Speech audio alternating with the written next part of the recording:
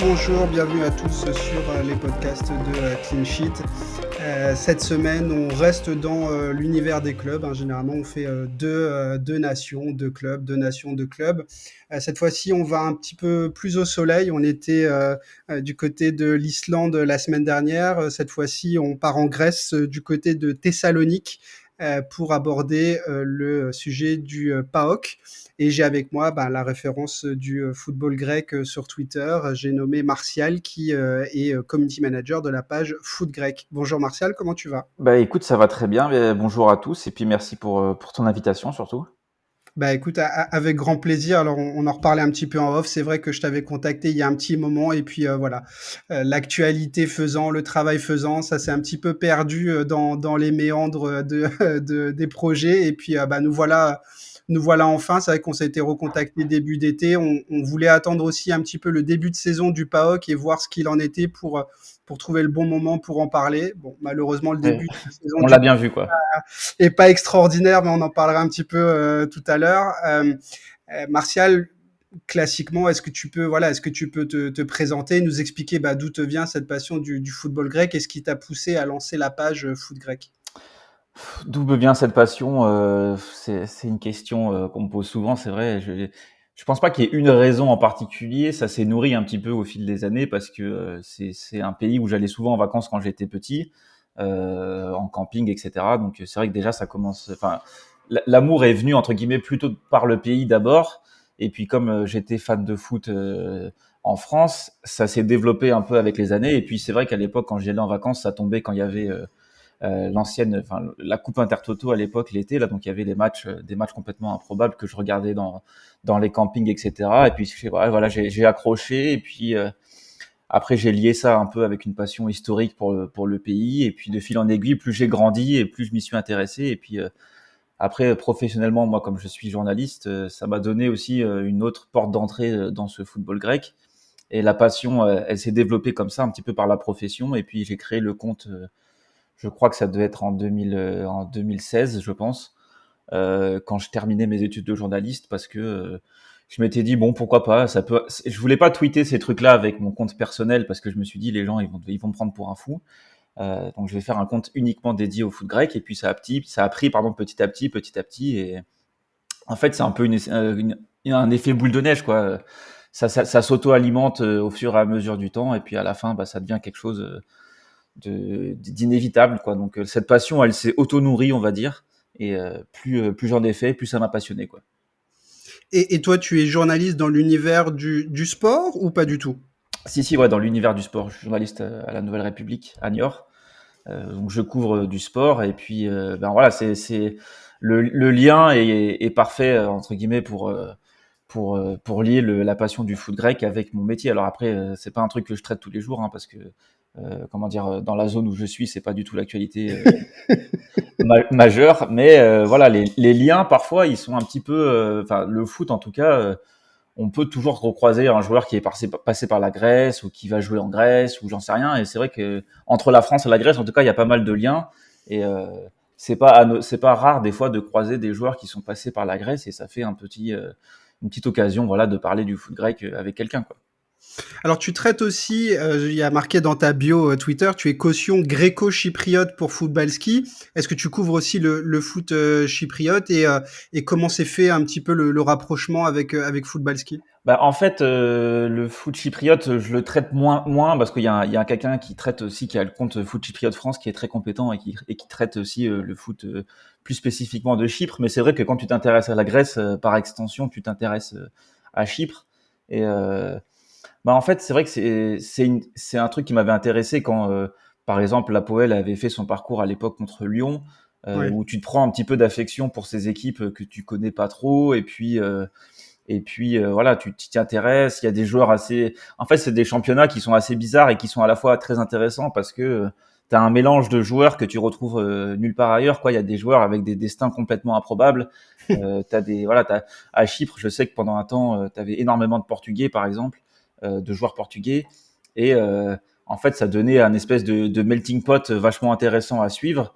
Et j'ai un peu suivi d'un coin de l'œil, beaucoup moins assidûment que le foot grec, mais le foot chypriote en tout cas a pas mal progressé ces dernières années parce que l'APOEL a perdu un petit peu de son hégémonie, et puis surtout financièrement, les clubs sont devenus beaucoup plus sérieux, quoi.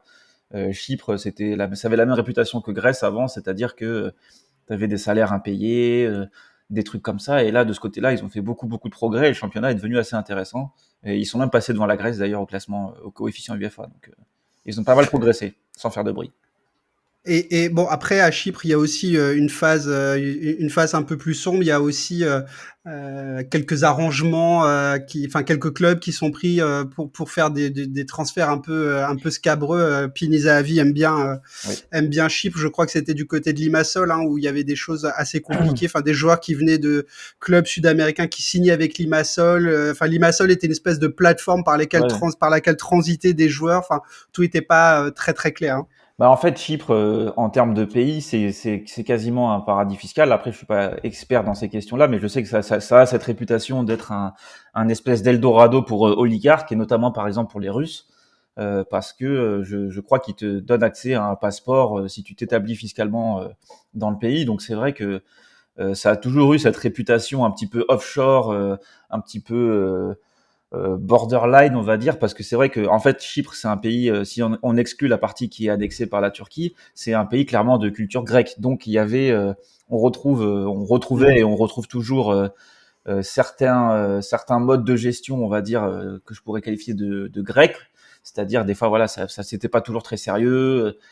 Les joueurs étaient pas toujours payés, machin. Mais à Chypre, il y avait cette dimension en plus, dimension fiscale, dimension voilà, qui attirait des trucs pour des montages financiers. Et c'est vrai qu'on a vu des transferts complètement improbables à l'Apollon Limassol, notamment, qui avait cette réputation d'être un club un peu écran parfois C'est ça. sur certains joueurs. Mais bon, ils ont pas trop mal progressé, je pense, de ce côté-là, parce que le championnat, en tout cas, est beaucoup plus ouvert maintenant. Ok. Bah, je te propose qu'on se concentre aujourd'hui. Alors, on pourrait parler et on va parler du football grec de manière générale, mais on va l'aborder sous le prisme du PAOK. Moi, à titre personnel, j'aime bien m'intéresser au quatrième des championnats. Je trouve que c'est toujours intéressant ceux qui sont toujours derrière le podium, comment ils cravachent pour essayer d'aller un peu plus loin. Je trouve ça toujours hyper intéressant. J'ai notamment au Portugal le club de Braga qui me fascine assez pour ça. Juste pour reposer les bases du PAOK, donc le club a été fondé en 1926. Je l'ai dit en introduction, il est situé à Thessalonique, qui est la deuxième ville du pays. Le PAOK, comme beaucoup de clubs grecs notamment, est un club omnisport. Mais sur la partie football, c'est un club qui a été 3 fois champion de Grèce, une fois en 76, une fois en 85 et dernièrement en 2019, qui est classé, et ça on ne le sait pas forcément, qui est classé 55e au classement UEFA, hein, donc ça n'est que 3 places derrière l'OM, et c'est même devant des clubs comme le Betis par exemple, dont on a parlé il y a 15 jours, 3 semaines. Il y a 8 coupes de Grèce. C'est le quatrième palmarès ex aequo derrière les 3 géants, donc le Panathinaikos et l'AEK qui sont à Athènes, et l'Olympiakos évidemment qui est au Pirée. Le PAOK fait quand même partie des 3 clubs historiques qui ne sont jamais descendus en deuxième division avec l'Olympiakos et le Pana. Quelle est aujourd'hui la place et la magnitude du PAOK dans le football grec? Bah, clairement, on peut dire que le PAOK, là, tu l'as présenté du point de vue du palmarès, donc c'est vrai que les gens auraient tendance à croire que c'est le quatrième ou le cinquième gros club en Grèce, ce qui est pas totalement faux en vrai en termes d'importance dans le pays. Maintenant, sur ces dernières années, c'est clairement la deuxième force de Grèce, parce que c'est le club le plus régulier avec l'Olympiakos, juste derrière l'Olympiakos, parce qu'ils ont gagné moins de titres forcément, mais euh, voilà, ils ont réussi on en parlera plus tard, sous l'impulsion de Savédis, là, qui a fêté ses 10 ans à la tête du PAOK. Voilà, ils ont trouvé une régularité, ils ont mis derrière eux leurs problèmes financiers, parce que c'est vrai qu'en Grèce, on en a parlé juste avant, quand tu as des impayés, etc., de manière cyclique, tu peux pas rester au sommet, et tôt ou tard, en fait, tu finis par retrouver un petit peu, enfin, de retrouver en grosse difficulté, quoi. Et donc là, le PAOK a mis tout ça de côté, et c'est devenu un club très régulier. Ils ont remporté un titre, enfin, je crois que c'était sur la saison 2018-2019. 2019, ouais. Voilà, parce que à chaque fois je me perds dans les saisons. Mais ils ont pris pas mal de coupes de Grèce aussi avec Luchescu. Donc voilà, ils ont recommencé à gagner des titres de manière régulière. Donc oui, c'est vrai que pour répondre à ta question, c'est clairement la deuxième force de Grèce à l'heure actuelle. parce qu'il y a d'autres clubs en même temps qui ont un peu périclité, comme le Panathinaikos, comme la HEC, Tout à fait. comme l'Aris aussi. Donc, ils ont pris un peu de la place qui était libre et ils ont fait en sorte de pas la lâcher, quoi. Et justement, ça m'amène à une question qui est de dire, en fait, comment est-ce qu'un club peut, alors, ne serait-ce qu'exister, mais au moins progresser, j'allais dire, dans un championnat où, en fait, l'Olympiakos a trusté plus de 50% des titres de champion depuis la création du championnat, et où en cumulé les trois premiers, donc Olympiakos, Panathinaikos et AEK, ont gagné 90% des titres de champion. En gros, est-ce que la Super League grecque, est-ce qu'elle est vouée à rester dans les mains des grands clubs, ou est-ce qu'aujourd'hui il y a des challengers un peu à l'image du PAOK qui parviennent à se construire petit à petit avec des projets intéressants? Ben, après, c'est vrai que le PAOK, pour moi, je le range plus dans la catégorie des gros clubs quand même que des Oui, outsiders, parce que les outsiders, ça voudrait plutôt dire des clubs comme l'Atromitos, comme le Passianina ou l'Asteras qui pourraient te faire une saison incroyable et être champion, mais ça, j'en doute un peu.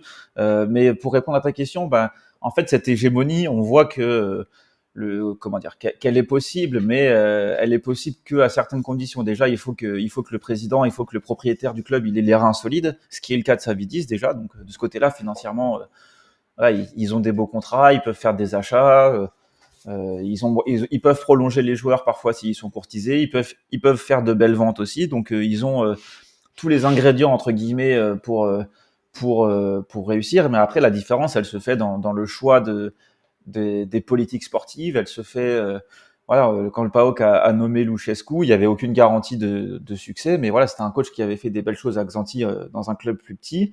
Et on voit en fait finalement que le plus dur en fait, c'est pas de gagner le titre parce que ils l'ont fait sur une saison où l'Olympiakos était moins bien. Et le PAOK avait une super équipe d'un point de vue collectif, ça fonctionnait très bien. Tous les joueurs ont apporté leur pierre à l'édifice. Mais le plus dur, c'est quand tu es champion, en fait. C'est-à-dire que c'est pour ça que l'hégémonie de l'Olympiakos, elle est dure à casser. C'est parce que quand l'Olympiakos est champion, euh, il y a peut-être plus de joueurs qui attirent l'attention de grands clubs et du coup ils partent et le groupe s'auto-régénère un petit peu de manière automatique. Alors qu'on a vu que quand l'AEK et le PAOK ont été champions là pendant les 2 ans où l'Olympiakos n'a rien gagné, après, ils ont filé des trop gros contrats, à mon avis, à des joueurs qui leur avaient permis de gagner un titre, mais qui finalement avaient atteint qui avaient atteint leur maximum, quoi. Et c'est des joueurs qui après sont restés 2 ans ou 3 ans en plus derrière avec un maxi salaire.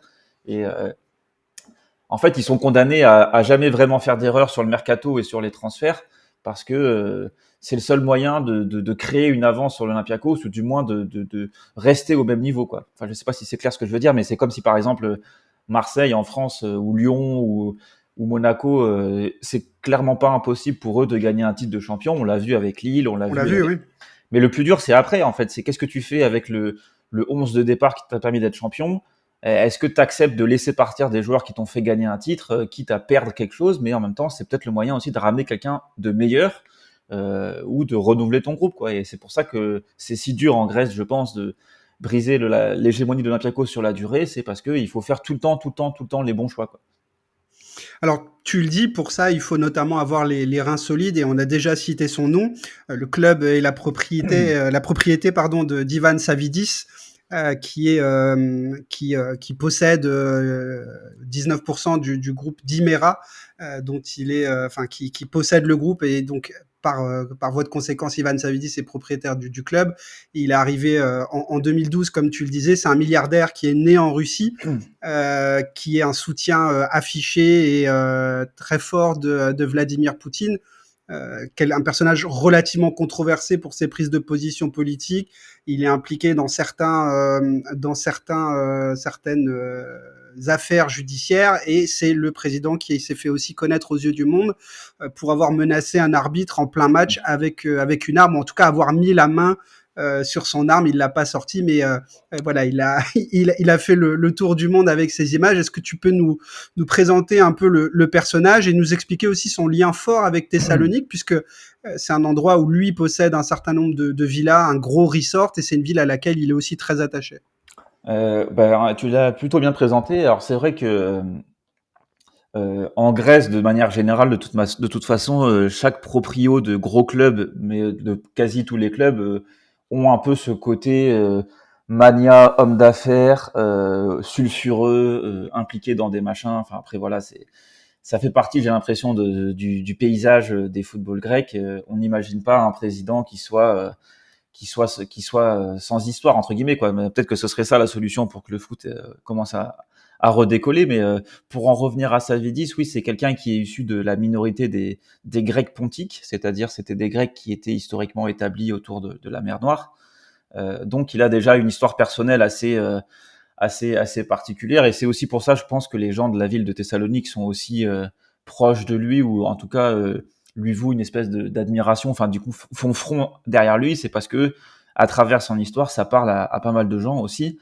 Euh, tu parlais de sa fortune, et c'est vrai qu'on a bien vu que ça fait 10 ans qu'il est là, et clairement le PAOK a basculé dans une autre dimension depuis son arrivée, parce que dans le football, de toute façon, l'argent, c'est le nerf de la guerre. Et si tu veux exister au plus haut niveau, il faut quelqu'un derrière qui envoie l'argent, et pas uniquement miser sur les transferts, parce que des fois, ça peut ne pas marcher. Et il faut quelqu'un qui soit capable de remettre de l'argent, même quand c'est un peu compliqué, justement pour garder une équipe compétitive et continuer à jouer le haut de tableau. Et après, tu parlais de son soutien à Poutine. Oui, c'est vrai que on peut pas non plus faire comme si voilà, ce côté attaché à la Russie. C'est un ancien député aussi. Voilà, c'est quelqu'un qui il a une identité un petit peu différente des autres présidents en Grèce, parce qu'il a ce côté mi-grec, mi-russe, un petit peu. Pour caricaturer, hein, c'est pas forcément exactement comme ça, mais Bah, il est président de la Fédération des communautés grecques en Russie.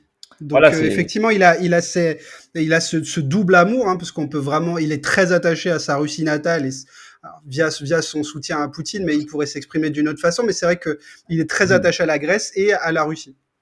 ben voilà, c'est ça. En fait, les pontiques, comme je le disais avant, c'est des personnes qui étaient établies. Voilà, lui, il est né dans une ville qui est située en Géorgie à l'heure actuelle, donc sous l'Union soviétique. Voilà, les pontiques, c'était des gens qui étaient de culture grecque, mais qui sont nés dans des pays, qui sont nés en Russie ou à côté de la Russie, quoi. Donc, ça leur donne une espèce de double culture de fait. Et tu parlais aussi de ces comment dire, de ces propriétés à Salonique, etc. C'est vrai que voilà, au travers du club, un petit peu comme Marinakis à l'Olympiakos, c'est une manière aussi de faire des affaires, d'être dans des places stratégiques de la ville, parce que Salonique, un peu comme le Pirée, c'est des villes qui sont assez importantes aussi pour le business, quoi. Tout à fait. Et donc, les reins solides, est-ce que Savidis a permis au PAOK d'améliorer? Moi, c'est une question qui est toujours importante pour moi, les infrastructures du club, que ce soit le stade, le centre d'entraînement, le centre de formation. Est-ce que Savidis a continué à développer ça? Est-ce que c'est quelque chose qui est resté en plan? Est-ce que voilà, quel est son apport sur ce point-là? Les infrastructures sont nickel, que ce centre d'entraînement, tout ça. De toute manière, en Grèce, les infrastructures des gros clubs, elles sont vraiment. Il faut vraiment décorréler les infrastructures des clubs des stades, parce que on a l'image des vieux stades en Grèce, et ce qui est pas forcément faux d'ailleurs. Mais les infrastructures, les centres d'entraînement, etc., les trucs pour la récupération, machin, c'est du très haut niveau pour les jeunes, etc. aussi. Mais c'est voilà, les stades. Donc il y a l'AEK qui est en train de terminer son stade. Le PAOK, lui, est en projet pour refaire le stade Toumba. Donc ça se fera probablement dans un futur assez proche. Maintenant, on sait que les projets de stade, voilà, entre le moment où on dit que ça va être fait, entre le moment où ça commence, entre le moment où c'est terminé, il se passe toujours plein de trucs. Bon, en Grèce, pas plus qu'ailleurs, mais bon, c'est vrai qu'en C'est Grèce. ce que j'allais dire, oui. Après, même en France, on voit aussi des fois que quand un club se lance dans un stade et qu'il n'y a pas, nous, en France, on a eu l'Euro, donc forcément, ça a tout accéléré. Mais c'est vrai qu'en Grèce, voilà, ça prend du temps. Il faut le permis de travail, faut respecter le match. Enfin, c'est toujours un peu plus compliqué, mais ils finiront bien par avoir un nouveau stade, parce que c'est vrai qu'il est un peu vétuste, leur stade de Toumba, même si c'est un stade avec une âme, avec une atmosphère. Il est quand même assez vétuste. Donc, je pense que c'est le dernier gros plan de Savidis, voilà, de doter le PAOK d'un stade moderne, comme on peut le voir dans tous les clubs européens qui ont un petit peu d'ambition, quoi. Alors, justement, tu parlais de stade, mais surtout d'ambiance. Est-ce que tu peux nous présenter aussi, c'est difficile de parler d'abord du football grec sans parler de l'ambiance, mais là, dans le cas du PAOK, c'est, j'allais dire peut-être encore un peu plus particulier. Les ultras du PAOK et notamment la section du Gate 4, fondée en 1976, qui est une frange assez, on va dire, enfin c'est la frange ultra vraiment, qui est connue pour être assez violente. En tout cas, désolé si je suis dans les clichés, mais c'est ce que j'ai pu en lire. Connue pour être assez violente, assez détestée par le reste du monde, et avec des relents nationalistes grandissants, même si certains s'en défendent et affichent une image plutôt antifa, mais il y a voilà, il y a aussi une partie qui est assez nationaliste. Est-ce que tu peux nous parler un peu de ces ultras du PAOK et notamment de cette frange du Gate 4? Ben, que dire? Oui, c'est vrai que tu l'as bien dit. Je pense qu'on l'a vu la saison dernière avec le match contre Marseille notamment, que c'est une section qui est malheureusement, à mon avis, devenue un petit peu hors de contrôle parce que on l'a vu aussi à l'intérieur du territoire grec avec des incidents, par exemple à la finale de la Coupe de Grèce, sur les finales de Coupe de Grèce précédentes. Certains membres des fans du PAOK ont été impliqués aussi dans le meurtre d'un jeune à Thessalonique là, qui était fan de Laris. Donc c'est vrai qu'à mon avis, c'est devenu un petit peu hors de contrôle parce que, comment dire, je, on voit même plus globalement, si on élargit à la Grèce, que le rapport de force des fois entre les clubs et les ultras, il est un petit peu inversé. On a l'impression que des fois c'est les ultras qui quasiment dirigent la politique sportive du club, ou du moins font savoir leur mécontentement, parfois en allant, à mon avis, un peu trop loin. Et en tout cas en Grèce, c'est comme ça que je le vois parce que ça crée un climat un peu bizarre, c'est-à-dire que parfois ils s'arrogent le droit de dire, enfin de donner leur avis au-delà de ce qu'un supporter peut le faire. Moi, enfin ça fait partie du en Grèce, les ambiances chaudes, les ambiances un peu électriques, un peu intimidantes pour l'adversaire. Moi, j'ai aucun souci. Ils le font au basket, pardon, excuse-moi de te couper, mais ils le font au basket aussi, hein. Alors, l'Olympiakos aussi, il y a des grands Ouais, clubs ouais. de basket en Grèce, mais c'est vrai que, et à un moment donné, j'ai, petite anecdote, mais quand j'ai travaillé sur le trailer de l'épisode d'aujourd'hui, tu sais, je fais toujours une petite vidéo maintenant pour annoncer le podcast, et à un moment donné, je trouvais des images de supporters avec des, comment on appelle ça, des engins pyro, etc. Et je croyais que c'était des supporters de foot. En fait, non, c'était des supporters de basket. Donc, en fait, ils mettent la même ambiance Ouais, ouais. dans les deux cas, quoi. C'est assez Bah, dingue. en fait, souvent, c'est les mêmes, hein, que ce soit le Panathinaikos, l'Olympiakos, enfin tous les clubs omnisports en Grèce, la base de supporters, c'est la même D'accord. qui va du foot au basket et inversement. Mais au basket, on sent moins ce côté, comment dire, tu vois, par exemple, j'avais regardé le Final Four de l'Euroleague. Bon, il y avait eu cet envahissement de terrain de basket, enfin entre l'Olympiakos et Monaco, mais on sent moins ce côté hostile qu'on a pu sentir avec le PAOK. Pour reprendre l'exemple du PAOK, par exemple, quand il y a eu ce déplacement à Marseille, où tu vois des mecs qui sont tous de noir vêtus et qui vont juste pour se battre, quoi. Alors après, c'est vrai que j'ai pas envie de paraître naïf ou quoi, mais c'est vrai que le PAOK, en tout cas, sur ces dernières années, a montré une certaine radicalisation d'une partie de ses supporters. Il ne faudrait pas croire qu'ils sont tous comme ça non plus. Euh, mais voilà, ça enlève pas qu'il y a une belle ambiance au stade. Après, tu me parlais du côté nationaliste. C'est vrai que, bah, de toute façon, en Grèce, le nationalisme, c'est une notion qui revient souvent. Après, tu as des clubs qui sont identifiés un peu plus à gauche, comme les Original 21, par exemple, de la HEC, comme le Panionios, par exemple, qui ont toujours été un petit peu à contre-courant politiquement. Mais c'est vrai que en Grèce, de toute façon, je peux pas. Enfin, il y a moins de groupes qui sont identifiés idéologiquement, par exemple, plus à gauche, comme on pourrait le voir, je sais pas, à Livourne. Les exemples qui me viennent en tête comme ça, il y en a d'autres, hein, mais donc c'est vrai que tu as toujours un peu ce nationalisme qui revient, et puis tu as aussi un nationalisme qui se fait par alliance. Le PAOK par exemple avec le Partizan, l'Olympiakos avec l'Étoile Rouge de Belgrade, parce que voilà, il y a ce côté orthodoxe, on est proche et culturellement c'est des peuples assez proches.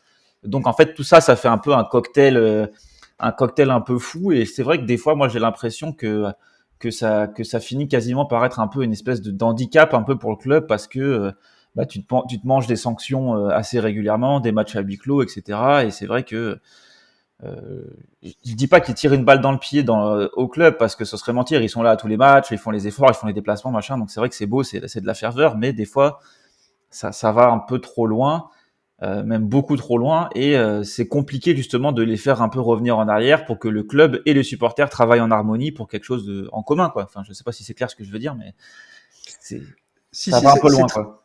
Si, si, c'est très clair. Et moi, la question à laquelle ça m'amène, d'ailleurs, une belle partie du trailer est consacrée à la ville de Thessalonique. Finalement, ces supporters du PAOK sont représentatifs de la ville et du caractère de Thessalonique? Est-ce que finalement, est-ce que c'est la fierté d'être, je sais pas, justement, de ne pas être la capitale, mais d'être présent Ouais. voilà. Est-ce qu'il y a un lien entre le comportement des ultras et le caractère même de la ville? Bah oui, clairement, tu l'as dit, Thessalonique, c'est la deuxième plus grande ville du pays, donc déjà par définition, c'est une ville qui se construit en opposition avec la capitale. Mhm. C'est un pays qui est, comme beaucoup, très centralisé, mais peut-être plus que d'autres. Donc, tu as toujours un peu ce sentiment de passer après, d'être moins bien traité. Peut-être un peu comme Marseille en France Ouais, voilà, finalement. c'est La ça. France est un pays très centralisé autour de Paris et Marseille peut donner aussi cette image de ferveur supplémentaire par rapport au, entre guillemets, au rond de cuir de la capitale, quoi. Bah, clairement, oui, il y a un peu de ça. Voilà, on se construit en opposition aux géants d'Athènes. Je caricature, mais disons, c'est un peu les Athéniens, ils contrôlent tout, machin, et nous, on est un peu le vilain petit canard. Et en fait, le PAOK, sous l'impulsion de Savidis et un peu de Luchescu aussi, ils se sont construits une identité de, en gros, tout le monde nous déteste, et nous, Mm. on adore ça, et c'est là qu'on est le meilleur, en fait. C'est-à-dire que quand tout le monde nous déteste, c'est là où on est fort, et on se nourrit de cette détestation des autres pour viser un peu l'excellence, quoi. Et ça a plutôt pas mal fonctionné pendant un certain temps, mais malheureusement, ça peut pas fonctionner éternellement, quoi. Tu peux pas te baser uniquement sur le côté, voilà, tout le monde nous déteste, on est seul contre tous, donc il faut qu'on s'en sorte comme ça. Ah, ça marche pas à tous les coups non plus, parce que le football, c'est pas que ça, quoi. C'est un ressort qui est vieux comme le monde et je prends l'exemple de Ferguson, mais c'est ce qu'il avait fait à l'époque où il était à Aberdeen. Il avait d'ailleurs, il racontait des conneries à ses joueurs. Il avait dit que toute la presse était contre Aberdeen, ce qui était pas spécialement le cas, mais c'était pour fédérer autour de son projet avec le succès qu'on a connu pour lui. Mais c'est vrai que ce ressort-là de seul contre tous, et c'est un peu ce que j'ai senti aussi en lisant un peu sur cette frange d'ultra, c'est qu'effectivement, c'est leur mentalité, c'est de dire c'est nous contre le reste du monde, quoi. C'est ça, c'est exactement ça. Et après, c'est juste que parfois ça mène un petit peu à certains excès, quoi. Mais après, ça a été un peu le fameux match où Savidis rentre sur la pelouse. Et en fait, c'est qu'en Grèce, j'ai l'impression que le sentiment d'injustice que les gens ressentent dans le football, qui arrive très souvent dans le football, que ce soit sur une mauvaise décision arbitrale, une suspension, machin, les gens, ils se servent de ce sentiment d'injustice comme Ouais. d'une justification pour faire tout et n'importe quoi. Mais là, ça concerne pas que le PAOK, hein. Ça concerne tous les clubs. Ça concerne les supporters qui vont envahir la pelouse pour manifester leur mécontentement. Le président qui va se dire, bah ok, cet effectif il est nul, j'enlève, je dégage trois quarts des joueurs, etc. Je dégage le coach.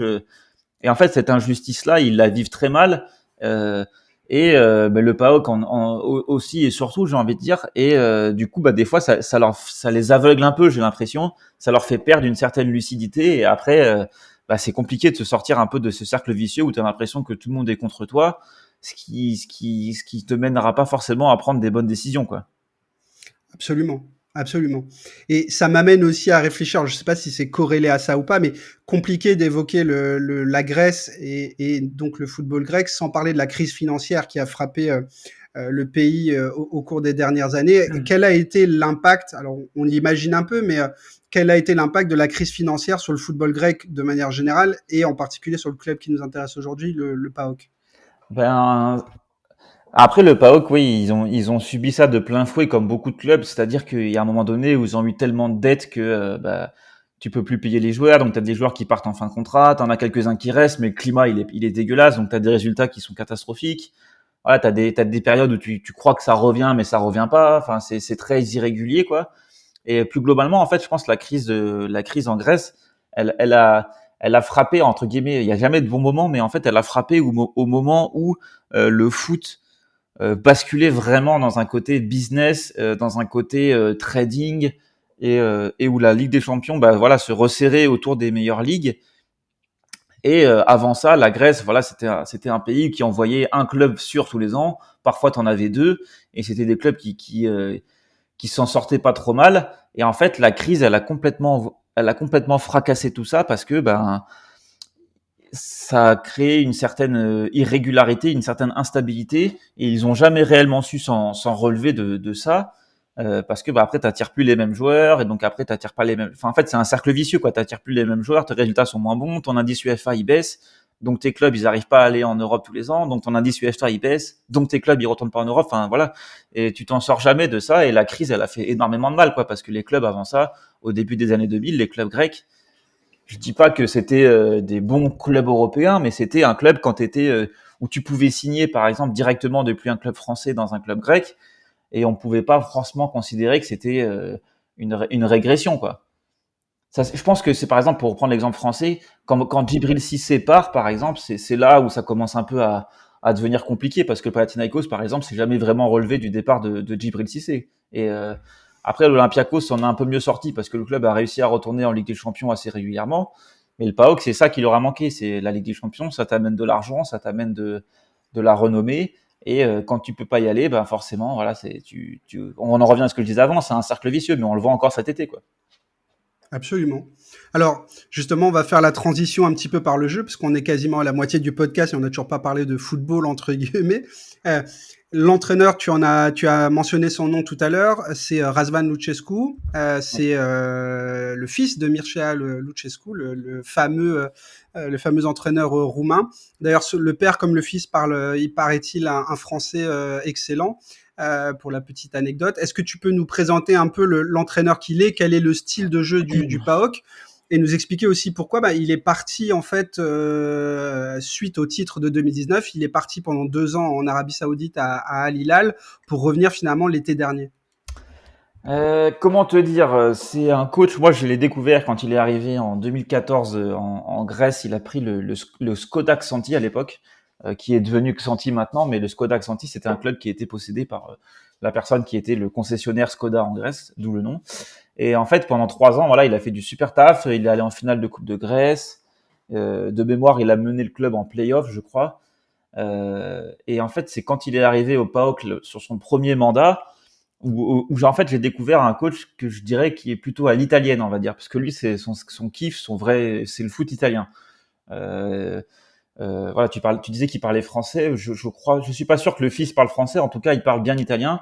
Et sa tactique, pour moi, elle est vraiment basée sur du foot italien, c'est-à-dire que voilà, bah, c'est un focus vraiment sur la tactique, sur des points précis qui travaillent à l'entraînement. J'en avais parlé par exemple avec Omar El Khadouri avant le match contre Marseille, et il disait par exemple, on travaille énormément les copies arrêtées, des combinaisons précises sur copies arrêtées. On fait des entraînements où on s'arrête tout le temps pour corriger des trucs tactiquement. Et c'est quelqu'un qui est vraiment très exigeant, qui est voilà, qui est comme on pourrait l'imaginer un coach à l'italienne entre guillemets, pour utiliser un espèce de poncif qu'on voit souvent. Euh, mais voilà, c'est quelqu'un qui a le détail tactique, et c'est quelqu'un aussi qui s'appuie beaucoup sur une ossature de joueurs expérimentés, parce que son PAOK à lui, c'est clairement un PAOK de trentenaire, on va dire. C'est des joueurs, c'est Vieirinha, c'est Crespo, c'est Varela, c'est Bicesvar, c'est des joueurs qui ont plus de 30 ans, voire 35 ans pour la plupart. Et en fait, il avait créé un collectif comme ça en se basant sur des valeurs sûres. Et on avait l'impression finalement que si tu changeais un joueur, ça changeait rien, parce que l'équipe, elle fonctionnait très bien entre elles. Après, c'est vrai que le revers de la médaille, c'est que c'est pas forcément le jeu le plus spectaculaire. Voilà, c'est pas l'entraîneur, comment dire, c'est pas un entraîneur où tu te régales vraiment devant ces matchs. Maintenant, après, c'est un autre football. Voilà, c'est des fois c'est savoir faire le dos rond et contre-attaquer très vite, un peu comme ce qu'il avait fait contre Marseille par exemple. Et après tu parlais de son départ en Arabie Saoudite, bah, c'est vrai qu'en fait pour moi le moment raté du PAOK, c'est que quand ils ont eu ce titre en étant invaincus, ils n'ont pas réussi à aller en Ligue des Champions derrière, et je pense que ça a cassé quelque chose, parce que le recrutement il n'a pas été à la hauteur des attentes. Euh, et en fait, Lucescu se barre à cet été-là, et bah, le PAOK se retrouve un peu le bec dans l'eau, et ils ont perdu pour moi l'occasion de vraiment. Tout à l'heure, je te parlais de continuité pour concurrencer l'Olympiakos, et c'est ce genre d'accro en fait que tu es quasiment obligé d'éviter, parce que sinon, bah voilà, tu te retrouves un petit peu en difficulté face aux mastodontes, quoi. Et c'est vrai que bah, il est parti parce que bon, l'offre saoudienne, elle était irrefusable, mais voilà, il y avait aussi des désaccords en interne. Et bah, du coup, après, il est revenu. Mais c'est vrai que ce deuxième mandat là, depuis qu'il est revenu, est pas forcément, pour moi, est un peu décevant. Et je pense que le PAOK aurait mieux fait de laisser Pablo Garcia en poste, mais on aura peut-être l'occasion d'en reparler plus tard. Mais Lucescu, voilà, c'est un coach, moi, que j'imaginais partir dans un meilleur championnat même après à Hilal, hein, ou même après son premier passage au PAOK, parce qu'il avait toutes les caractéristiques pour aller à l'étranger. Il était jeune, il présente bien, il parle plusieurs langues, il a des titres. Mais voilà, à mon avis, lui, son rêve, c'était d'être en Serie A et ça s'est jamais trop fait. Donc, est-ce qu'il est revenu au PAOK un peu par défaut? J'en sais rien, mais c'est un peu l'impression que ça donne parfois, quoi. En tout cas, quand je t'écoute parler de Razvan Lucescu, j'ai l'impression que j'ai l'exact inverse de son père, qui a travaillé beaucoup avec des jeunes, que ce soit au Shakhtar à l'époque et aujourd'hui au Dynamo Kiev, où il a toute cette nouvelle génération ukrainienne dans les mains. Alors, ils ont pour eux tous les deux de parler beaucoup de langues, mais Mircea Lucescu est un entraîneur qui a un jeu plutôt offensif, qui n'a pas peur de prendre des jeunes, qui aime ça d'ailleurs, qui est connu aussi pour ses qualités humaines. Voilà, et là où j'ai l'impression que Razvan Lucescu, c'est un football, on va dire, un peu plus. Alors, je me démarquerai de l'image à l'italienne, parce que, comme tu l'as dit, il y a trop de poncifs erronés liés à ça, mais où j'ai l'impression que c'est plus un football de daron, entre guillemets, avec des valeurs sûres, un peu plus, pas militaire, mais en tout cas plus rugueux, quoi. C'est là Bah, où je vois moins la filiation avec son père, quoi. tu l'as dit et tu parlais de militaire et je pense que de mémoire, je crois que le PAOK le surnomme le général. Ils aiment bien donner des surnoms à leurs joueurs, etc. Et c'est vrai qu'en fait, le PAOK de Luchescu, c'est ça, c'est que Luchescu, c'est le général et il a sa troupe de joueurs qui sont prêts à le suivre jusqu'au bout parce qu'en fait, il a un lien très fort avec ses joueurs, mais du coup, c'est à double tranchant. C'est-à-dire que si le joueur il est du bon côté, bah, ça va Ouais. bien se passer pour lui et ce sera un homme de base de Luchescu. En revanche, des fois, il peut avoir un côté un peu rigide entre guillemets pour les joueurs qui sont un peu à la limite et qui sont pas trop dans ses plans. Et c'est des joueurs qui finalement seront jamais réellement dans ses plans. Mais bon, après ça, c'est le propre de beaucoup d'entraîneurs. Hein. Je veux dire, tous les entraîneurs ont un peu leur tête. Mais c'est vrai que tu parlais des jeunes.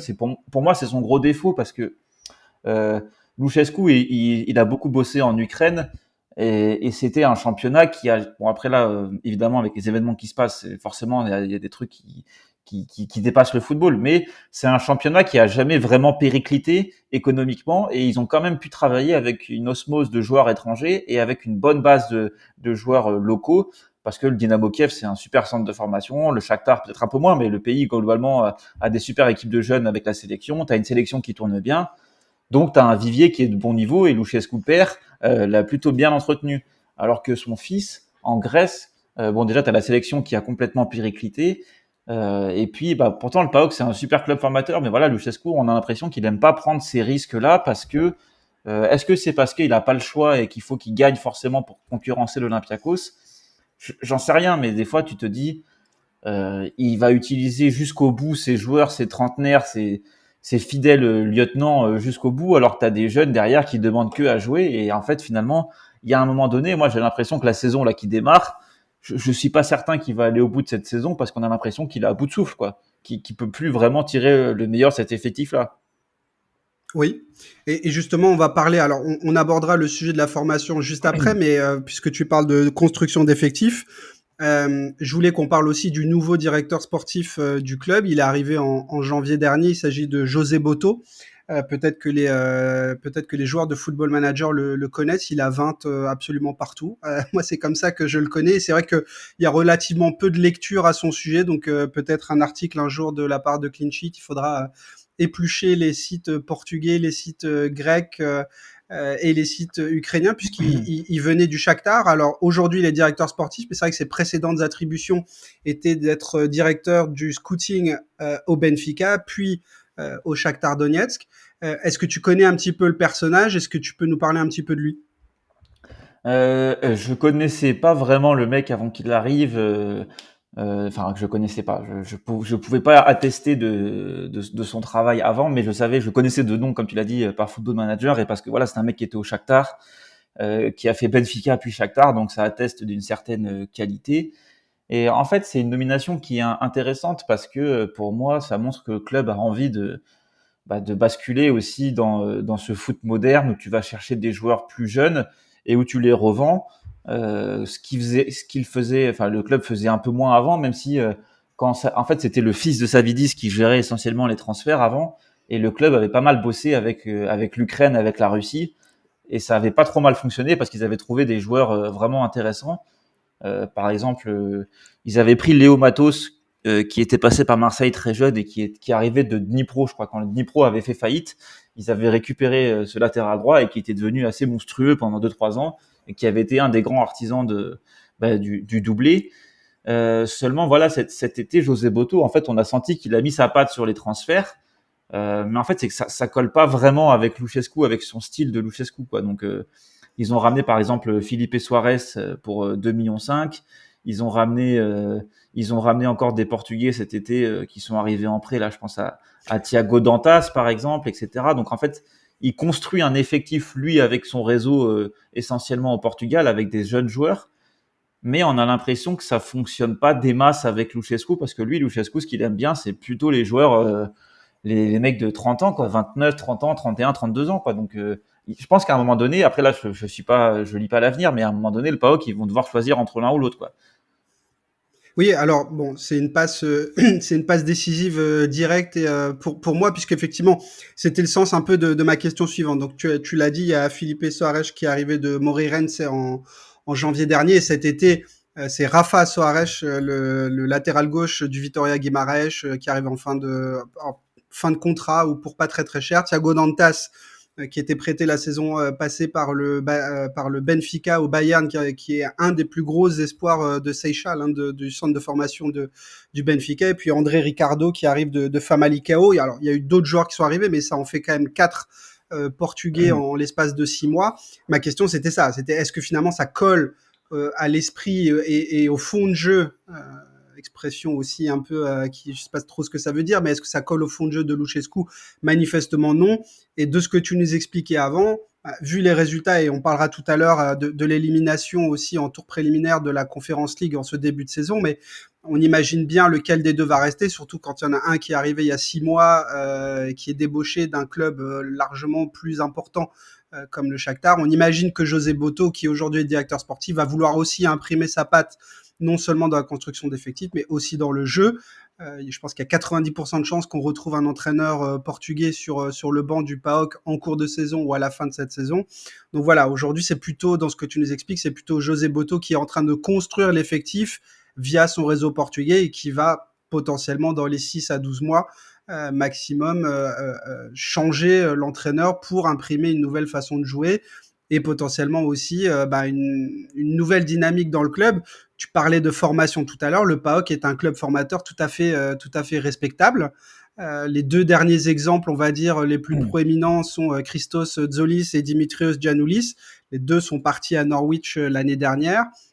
Tzolis pour 11 millions, Giannoulis pour 7 millions et demi. C'est respectivement le premier et le troisième plus gros transfert du club. Est-ce que ce sont des cas isolés ou est-ce que c'est le résultat d'une philosophie nouvelle ou qui a démarré il y a quelques années? Voilà, c'est quoi l'importance de la formation au PAOK?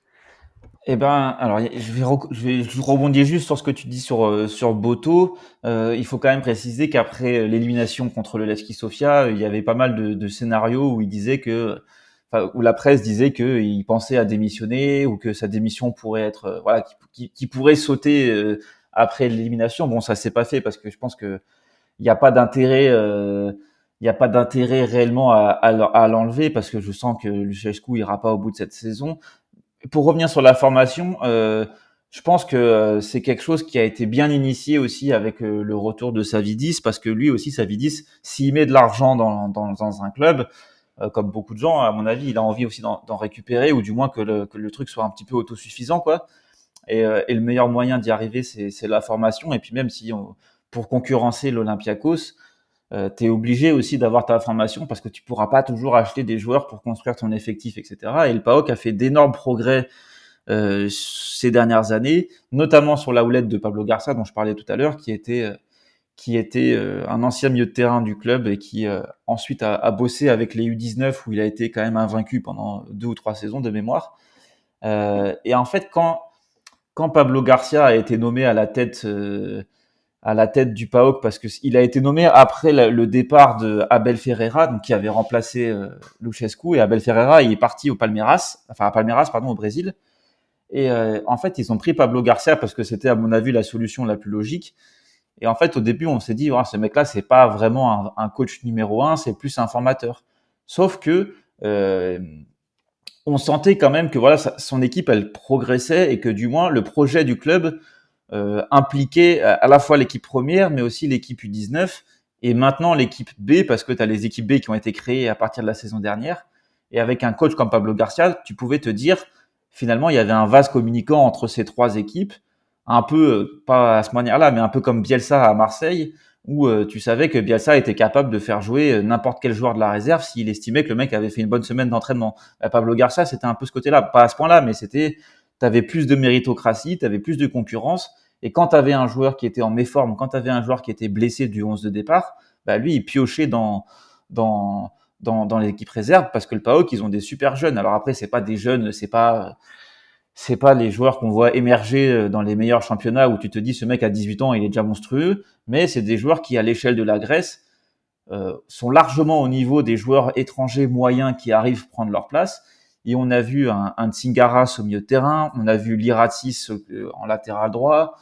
Voilà, et Pablo Garcia avait initié quelque chose qui s'est complètement arrêté avec Luchescu. Et c'est pour ça que je disais avant que, à mon avis, Luchescu, ce retour-là était pas forcément une bonne chose parce que Luchescu, c'est la gagne à tout prix, mais c'est pas une gagne qui est durable pour un club. C'est-à-dire que je sais pas si c'est clair ce que je veux dire, mais c'est que pour gagner, lui, il lui faut un effectif sur mesure, mais après cet effectif-là, il a une durée de vie qui est assez faible. Et souvent, les mecs, ils ont des contrats tellement énormes qu'en fait, ça finit par plomber le club et tu peux pas les faire sortir parce que personne va leur filer un salaire comme ça, quoi. T'as pas il régénère pas son groupe avec des joueurs en interne. Et là, cet été, par exemple, tu avais Koutsias devant, qui est probablement le meilleur jeune du PAOK devant en attaque.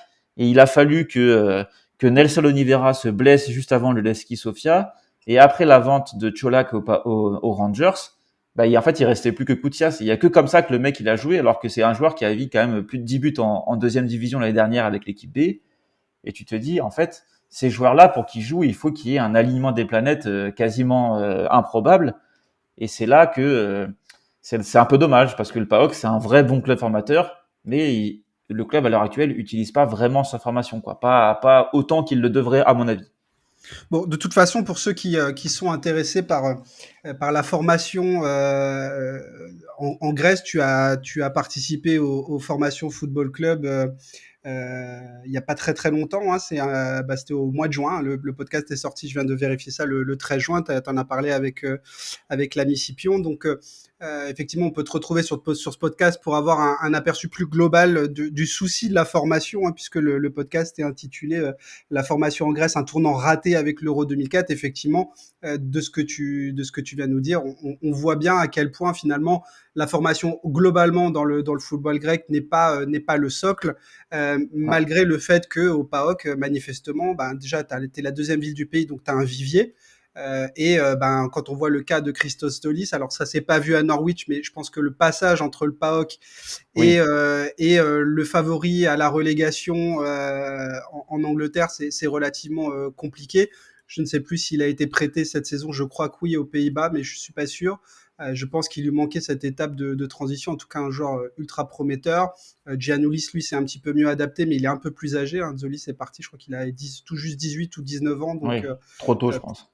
peut-être un peu tôt, ou en tout cas il manquait cette étape intermédiaire. Je rebondis, pardon, puisque tu as rebondi sur José Boto, et je me rappelle de ce que tu as dit du football chypriote, qui est très friand de joueurs et d'entraîneurs portugais. C'est aussi le cas en Grèce, que ce soit Oui. au PAOK d'ailleurs ou à l'Olympiakos. Je ne sais pas si c'est le cas au Pana, je t'avoue que je suis moins le club depuis un moment, mais l'Olympiakos aussi aime les joueurs portugais. Quel est le lien entre le football grec et le football portugais? Ben, je pense que culturellement, déjà, c'est deux pays qui sont assez proches, comment dire? Ouais, culturellement, tout simplement, parce que c'est deux pays. Enfin, après, pardon, je vais y arriver. Le Portugal, c'est pas vraiment un pays méditerranéen, mais disons que dans la culture du foot, on sent quand même, voilà, que c'est deux Oui, pays tout à fait. qui sont assez proches sur la manière de vivre, l'importance qui est donnée au football, etc. Et puis en fait, je pense que l'attrait pour le Portugal, pour moi, il vient du fait que après que Mourinho soit devenu un coach référence. Tu as toute cette nouvelle école pardon, de techniciens portugais qui a essaimé un peu en Europe. Et si tu veux, la Grèce, c'est dit, voilà, c'est des gens qui ont des compétences, c'est des styles de joueurs qui, à mon avis, s'adaptent plus facilement à la Grèce, un petit peu comme les Argentins ou les Brésiliens. Euh, donc on va leur donner une chance. Et puis voilà, c'est des pays aussi où ça bosse très bien à la formation. Et un joueur qui est passé par le Sporting, par Benfica, par Porto, même si c'est pas un joueur qui a percé dans ces clubs-là, tu peux être sûr qu'il va avoir une base intéressante et que ce sera toujours quelque chose que tu pourras utiliser. Donc je pense que voilà, c'est un peu comme on a vu enfin d'autres championnats aussi ont un peu succombé à ça parce que le Portugal c'est un pays qui bosse bien depuis des années et qui forme très bien ses coachs et ses joueurs quoi. Mais ouais, et ça fait totalement le pont avec la discussion qu'on avait eue avec Mathieu Montero et Alex Carvalho quand on avait parlé du club d'Estoril. Et c'est vrai que moi, je suis assez fasciné par le Portugal parce que, alors, c'est pour moi le seul pays qui exporte aussi bien des joueurs que des entraîneurs que des directeurs sportifs ou des recruteurs. L'Espagne, on a vu beaucoup de joueurs et beaucoup d'entraîneurs. C'est peut-être d'ailleurs ceux qui s'exportent encore aujourd'hui le mieux, j'en sais rien, mais c'est vrai que Ouais. au Portugal, tu retrouves des joueurs portugais partout, des entraîneurs portugais partout, et des directeurs sportifs ou des responsables de formation. Là, on en a encore vu un qui est parti à Charlotte, je crois. Le directeur de la formation au Shakhtar, il me semble que c'est un Portugais. Enfin, tu vois, tu retrouves en fait partout, dans toutes les strates des clubs, des Portugais. Pour moi, c'est le seul exemple que j'ai en tête. Même les Français, bah oui, on s'arrache les joueurs français, mais certainement pas les entraîneurs, tu vois. Donc, Ouais, ouais, non, mais c'est en, le seul exemple que j'ai qui est aussi présent partout, quoi. en fait, c'est parce qu'ils ont vraiment basculé dans le foot moderne et même leurs entraîneurs, tu vois, ils ont un côté, c'est plutôt des bons communicants, c'est des gens qui Il y parlent a une peut-être. philosophie de jeu derrière. Il y a un attachement fort au jeu. Tu vois, j'ai l'impression moins de marketing ou moins de copinage comme il peut y avoir dans le football français, par exemple. Mais il y a un vrai amour du foot. Enfin, en tout cas, moi, peut-être naïvement, c'est ce que je ressens chez eux.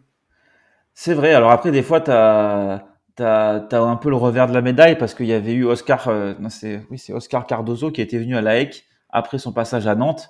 Et en fait, le mec, c'était un imposteur total parce qu'il arrivait avec ses idées, avec son côté, j'ai un parcours universitaire, je veux du jeu, machin, machin. Et en fait, ça a complètement foiré. Et en plus, il avait fait venir ses joueurs à lui qui ont coûté assez cher et qui ont jamais joué parce qu'ils avaient pas le niveau et qu'ils étaient venus pour lui et que c'est pas Oscar Cardozo, non, c'est Miguel Cardozo, pardon.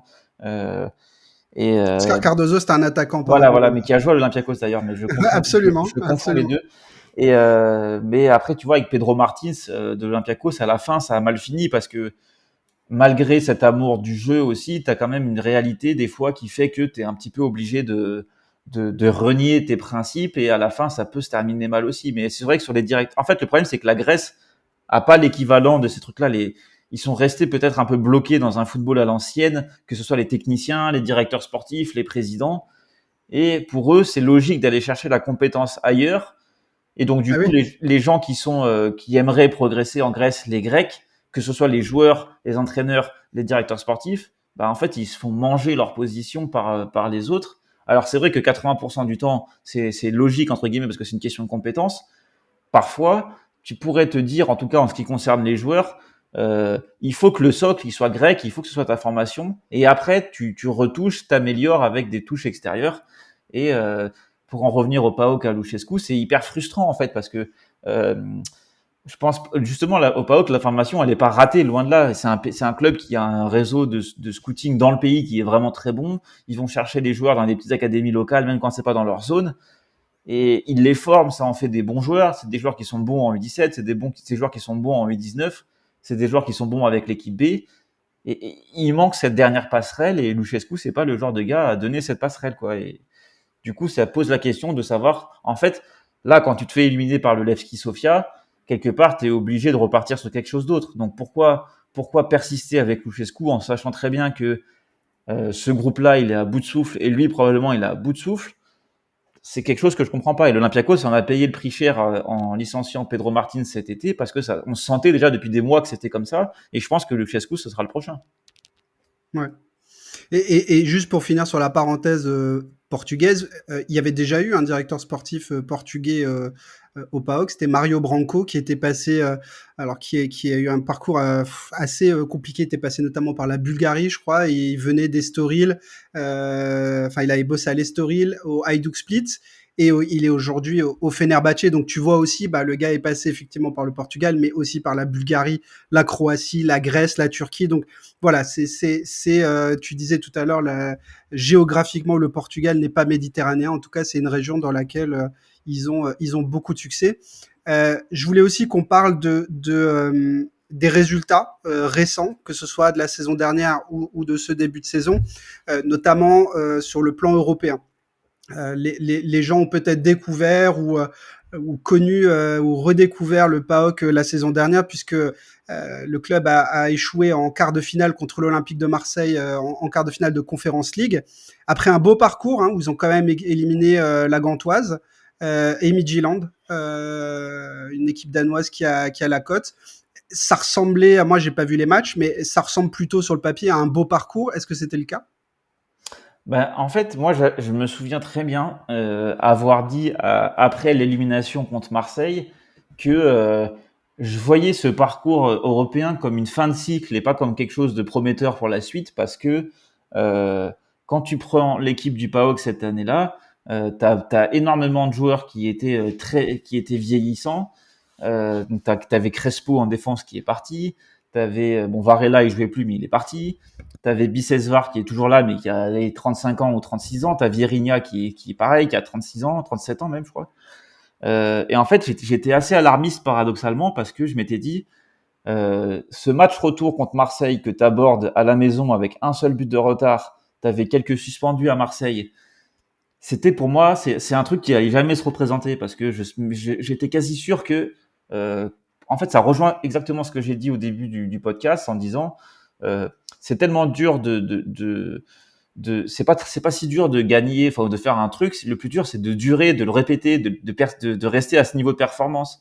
Et en fait, dès que le match contre Marseille s'est fini, je me suis dit, là, je suis sûr que le PAOK va jamais refaire, va Là, ils ont jamais. tiré sur la corde jusqu'au bout, quoi. Ouais, et puis en fait, c'est ce que je disais en fait avec Luchescu, c'est que c'est pas du succès qui est viable, parce que dans cet effectif-là, ça manquait de joueurs, à l'exception peut-être de Liratsis, de Tsingaras, de joueurs de qui tu peux te dire, ah bah tiens, ces mecs-là, ils ont fait un super parcours avec le club, ils ont pris de l'expérience, et dans 1 an, dans 2 ans, ils vont être encore meilleurs et ça va faire un truc incroyable. Mais c'est un Ouais. peu comme ce qu'avait fait Marseille en finale de la Ligue Europa. En fait, c'est dur de faire des parcours viables vraiment. Et donc ce parcours-là, il était très bien en Conference League, parce ils ont réussi à sortir de leur groupe. Certes, ils sont sortis un petit peu à l'arrache, mais ils ont quand même réussi à éliminer 2 équipes derrière. Et ça, je pense que c'est très important d'être capable d'éliminer des équipes. Gagner des matchs en Europe, c'est bien, mais éliminer une équipe, c'est pour un club grec, je pense on en est au stade où il faut réussir à se réjouir de ça. Sauf que, en fait, les politiques sportives, elles sont tellement je sais pas irrégulières, mais elles sont tellement fragiles, quoi, en fait, chaque été, tout est remis en cause avec ces tours Il préliminaires. n'y a pas de dynamique. C'est ça que tu nous expliques. En fait, il n'y a pas de dynamique. C'est des coups sur une saison. En tout cas, avec Luchescu, c'est des coups sur une saison, mais il n'y a pas ça n'a pas créé de dynamique, ce qui explique, et excuse-moi de t'avoir coupé, mais tu pourras Ouais. continuer sur le sujet, ce qui explique qu'ils aient perdu en second tour préliminaire contre le Levski Sofia cette saison. Ben, en fait, c'est comment dire, c'est c'est la contrepartie d'avoir des tours préliminaires à jouer chaque été. En fait, j'ai pas l'impression que les clubs grecs aient réellement compris ce qu'il en était, parce que moi, je les ai regardés ces matchs contre le Levski Sofia. J'ai vraiment eu l'impression, à Levski Sofia, je me suis dit, putain, mais c'est quoi ces joueurs? C'est quoi? Il y avait des joueurs que je connaissais pas. J'ai découvert un mec là qui était passé par la réserve de Lens.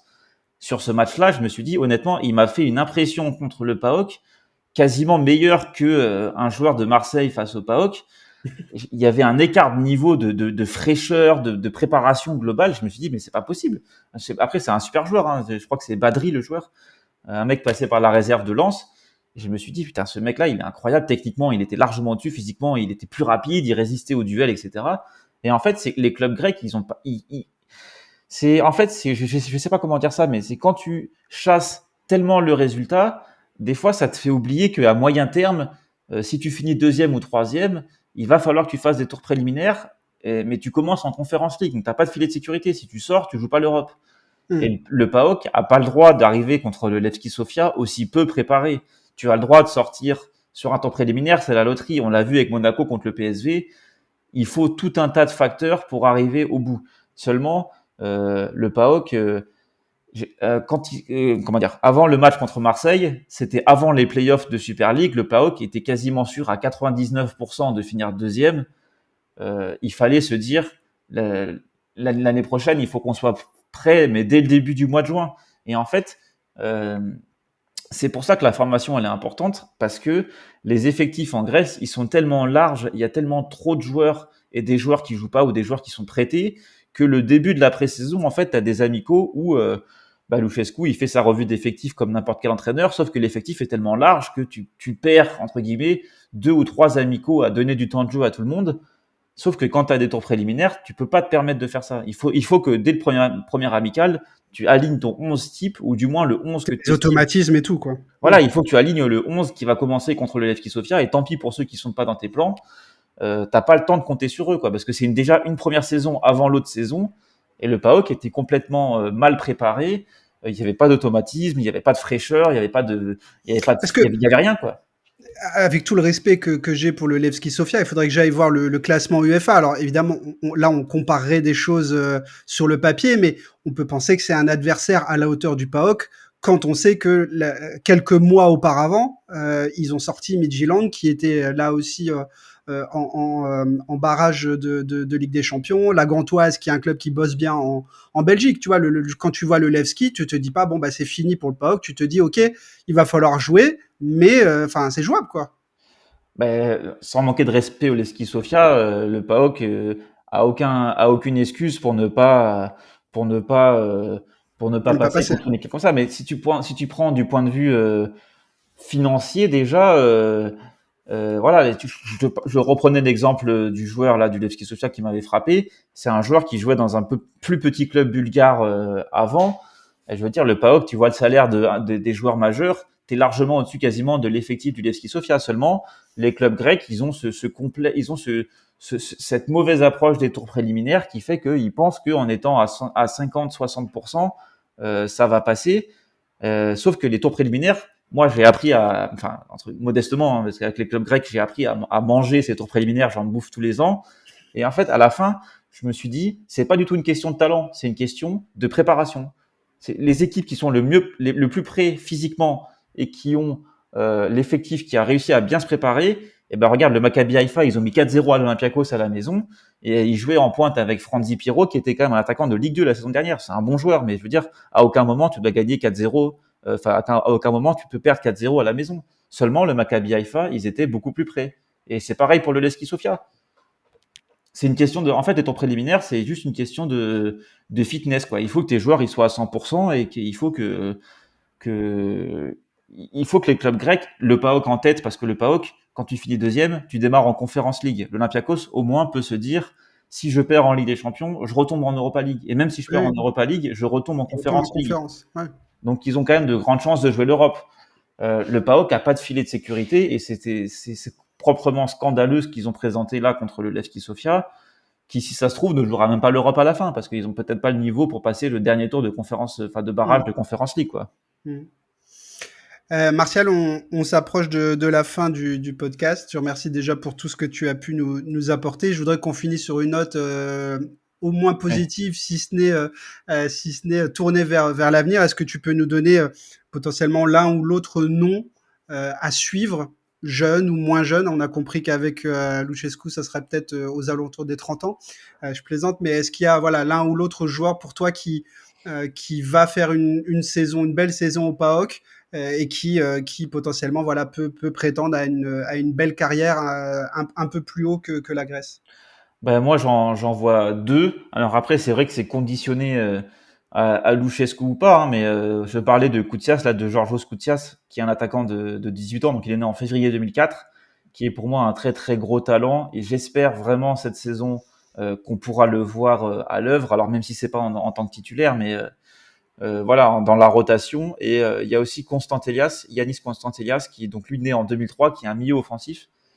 Il avait été prêté à Eupen, je sais pas comment on prononce Eupen, le club belge, Ouais, c'est ça. à partir de janvier. Bon, il a un poil tendre encore, mais lui aussi, je pense qu'il peut clairement avoir son mot à dire si jamais si jamais le club prend un virage différent avec ou sans Luchescu, voilà, c'est des joueurs que j'ai envie de voir à l'œuvre. En plus des joueurs comme Tsingaras, qui a déjà 21 ans au milieu de terrain et qui est un joueur, à mon avis, qui sera pas loin d'être titulaire. Et Liratsis à droite, un latéral de 22 ans, pareil, qui lui a de belles chances en plus d'être en sélection parce que c'est un poste qui est un peu court en sélection.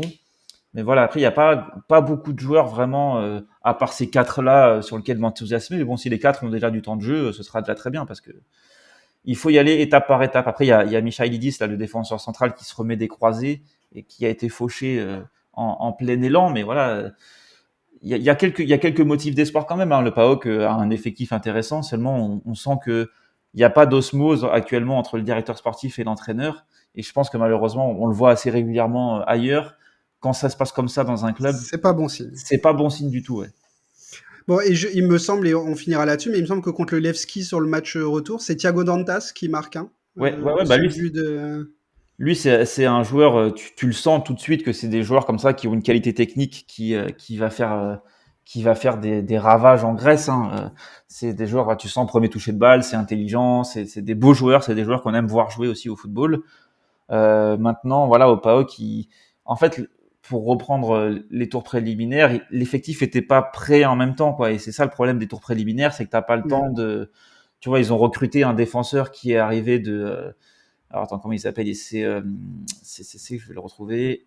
C'est un Norvégien, c'est Nasberg, et c'est un joueur qui est arrivé de Vålerenga, là, d'un club norvégien. Sauf que le mec, il est arrivé début août parce que son contrat se terminait début août et il est arrivé après les deux matchs du Levski Sofia. Donc en fait, il est arrivé trop tard, quoi.